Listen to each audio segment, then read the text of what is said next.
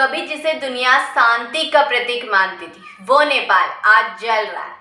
काठमांडू की गलियों में खून की नदियां बह रही, बच्चे चीख रहे हैं, आसमान तक गूंज रही है उनकी आवाजें।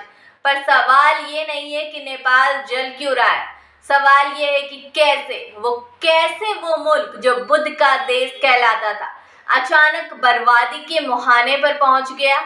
कहानी शुरू होती है कुछ दिन पहले 4 सितंबर 2025 से। उस दिन ओली सरकार ने अचानक एक फरमान निकाला। फेसबुक, इंस्टाग्राम, यूट्यूब, व्हाट्सएप, कुल 26 सोशल मीडिया प्लेटफॉर्म्स बंद कर दिए। सरकार ने कहा ये ऐप्स नियम तोड़ रहे हैं, रजिस्ट्रेशन कराना होगा। पर बच्चों ने इसे अपनी आवाज दबाने की साजिश माना। स्कूल के यूनिफॉर्म में, हाथ में किताबें लेकर लाखों बच्चे सड़कों पर उतारा, नारे लगे, नेपो किड्स, नेपो बेबीज। देश के युवाओं को लगा नेता के बच्चे आलीशान जिंदगी जी रहे और हम अपने ही देश में आवाज उठाने के लिए भी भीख मांग रहे हैं। शुरुआत में ये आंदोलन शांत था, बैनर, तख्तियां, गाने, नारे, बस इतना ही। पर सत्ता कई बार अंधी हो जाती है, वो भूल जाती है कि जिनसे डरना चाहिए उनसे बात करनी चाहिए। और यही हुआ पहला हादसा। 8 सितंबर काठमांडू की सड़कों पर गोलियां चली, बच्चों पर 20 मासूमों की जान गई, 300 से ज्यादा घायल। एक तस्वीर वायरल हुई, खून में सना हुआ जूता, वो जूता जो शायद किसी छात्र का था जो सुबह घर से पढ़ने निकला था, वापस लौटा ही नहीं। दुनिया भर में ये न्यूज फैल गई और नेपाल अब बस एक देश नहीं, आग बन चुका था। शांतिपूर्ण प्रदर्शन अब गुस्से की लहर में बदल गया। जिन बच्चों के हाथों में किताबें थी, उन्होंने वही हाथ अब गुस्से में उठाए। डीजीपी मारा गया, मंत्रियों को नंगा कर सड़क पर पीटा गया, टीवी चैनलों को आग लगा दी गई क्योंकि वो सच्चाई नहीं दिखा रहे थे, सिर्फ सत्ता का भोपू बने हुए थे। वित्त मंत्री विष्णु पटेल कच्छा पहनाकर सड़क पर दौड़ाए गए। ऊर्जा मंत्री दीपक खड़का, उनके घर से लाखों रुपए हवा में उड़ाए गए। यहाँ तक कि पूर्व प्रधानमंत्री और उनकी पत्नी पर हमला हुआ, उनकी पत्नी उस आग में झुलसकर मर गई।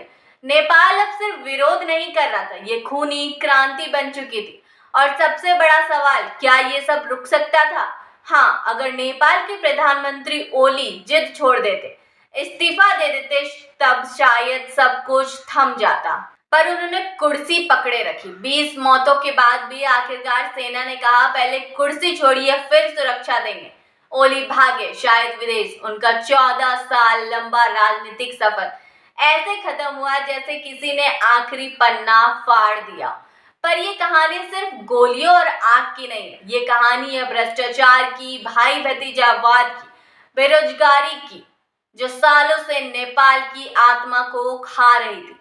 युवाओं ने कहा अब और नहीं, अब सत्ता बदलेगी। पर इसकी कीमत क्या चुकाई गई? 20 मासूम जाने, अरबों का नुकसान, टूटा हुआ भरोसा और अनिश्चित भविष्य। आज नेपाल में कर्फ्यू है, एयरपोर्ट बंद, ट्रांसपोर्ट ठप, सेना कंट्रोल में। पर सवाल हवा में तैर रहा है, क्या ये क्रांति सुबह लाएगी या नेपाल को अराजकता में डुबो देगी? क्या वो बच्चे जो कभी देश की उम्मीद थे, अब डर का नाम बन जाएंगे? या ये इतिहास गवाह बनेगा कि पहली बार बिना किसी नेता, बिना किसी झंडे, बिना किसी चेहरे, एक पीढ़ी ने सत्ता को गिरा दिया? दुनिया देख रही है, नेपाल का अगला कदम ही उसका भविष्य तय करेगा। पर एक बात साफ है, ये आग यूं ही नहीं लगी थी, ये चिंगारी सरकार ने खुद जलाई थी जब उसने अपने ही बच्चों को गोली मारी थी।